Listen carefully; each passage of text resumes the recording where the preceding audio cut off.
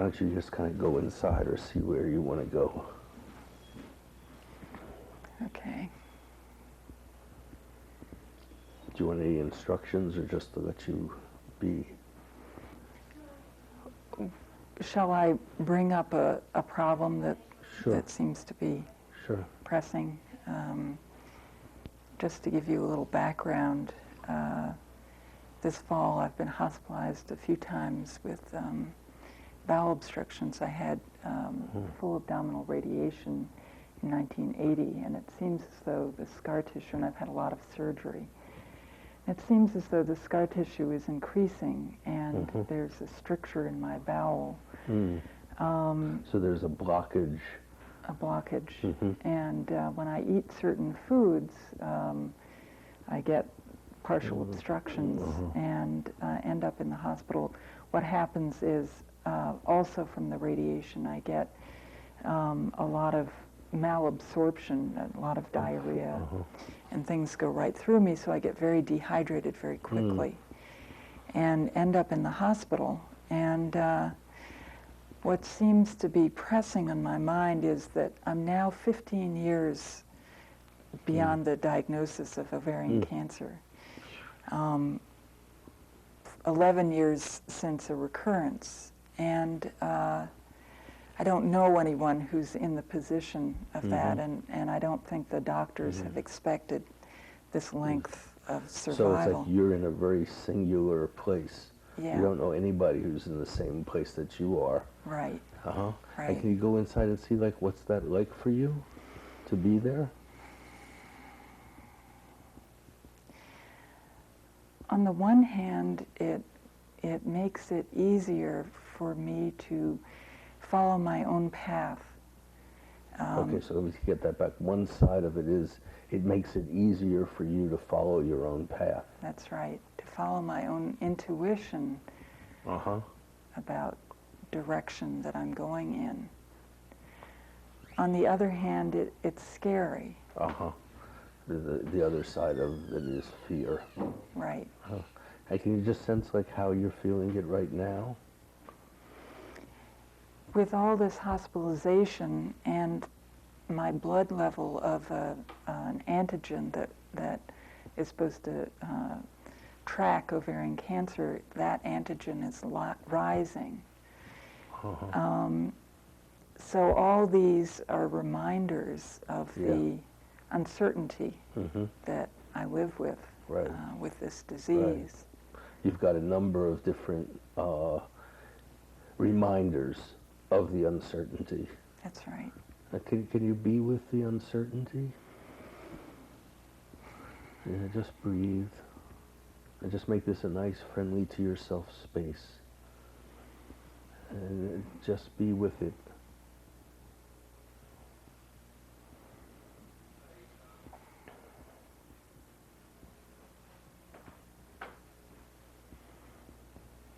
And see if there's a word or a phrase or an image that feels like it matches the sensations inside.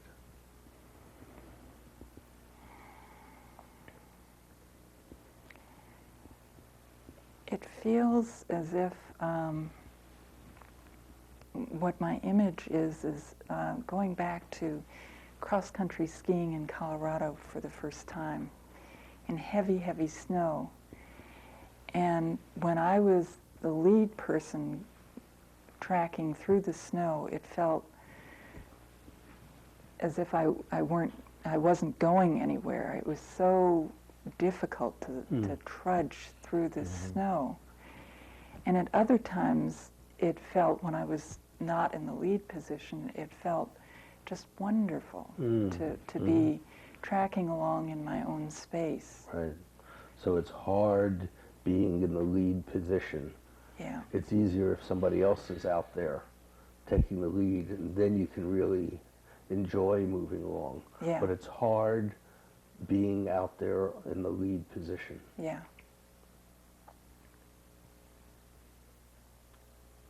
And just what happens now in your body.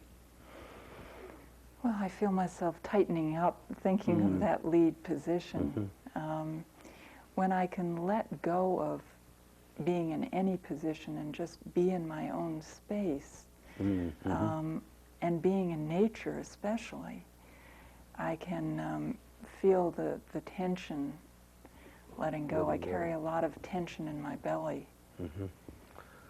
So it feels better to not be in any position, but just to be in your own space.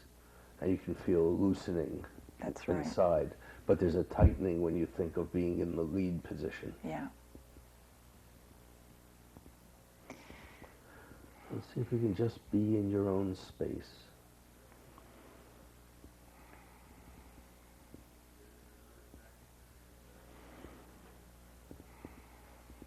And I think about being in nature, that really takes over.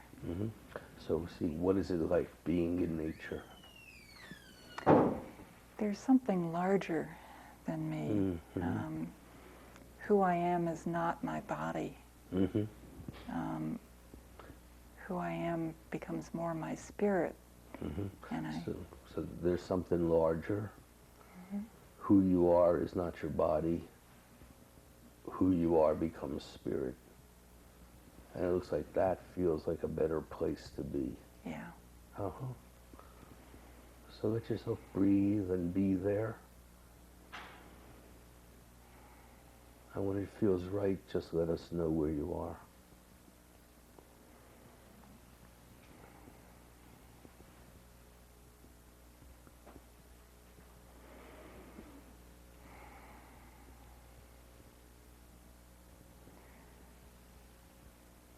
Being rather than thinking.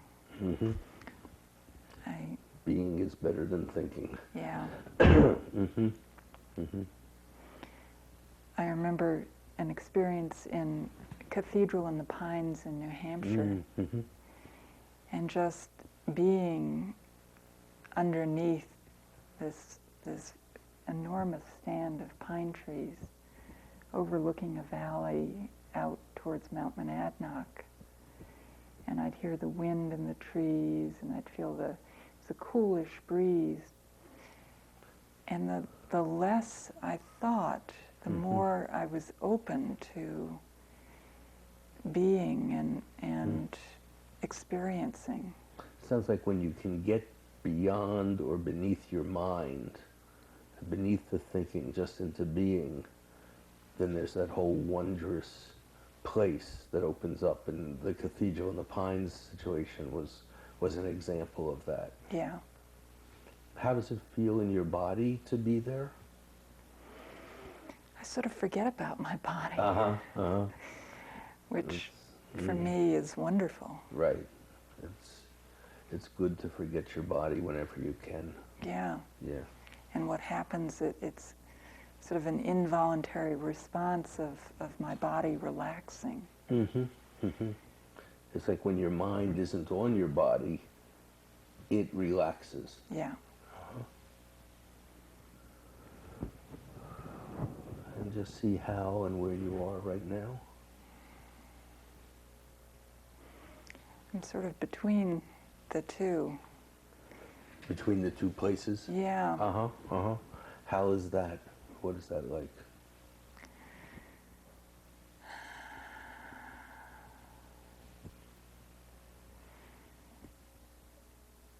It gives me a clearer view of what happens to my body when I think about it. I'm more aware of the difference between feeling unstressed and stressed in my body. It sounds like you're not in either place, either the unstressed or the stressed, but you're in between, and then you can look at both of them. Yeah. Yeah.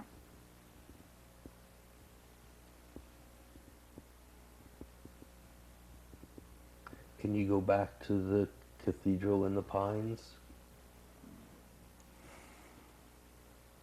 And just see what it's like to be there again.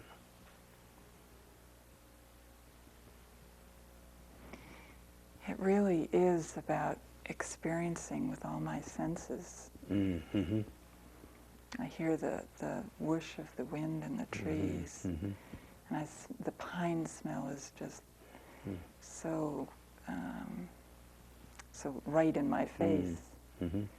all your senses are engaged in being there. Yeah. And the view. Mm-hmm. I can't really taste anything, but Mm-hmm. just feel the wind and visually, I'm Yeah. right there.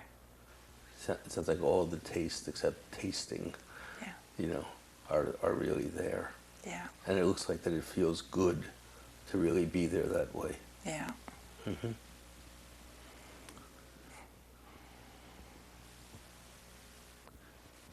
Just check and see whether this could be a stopping place.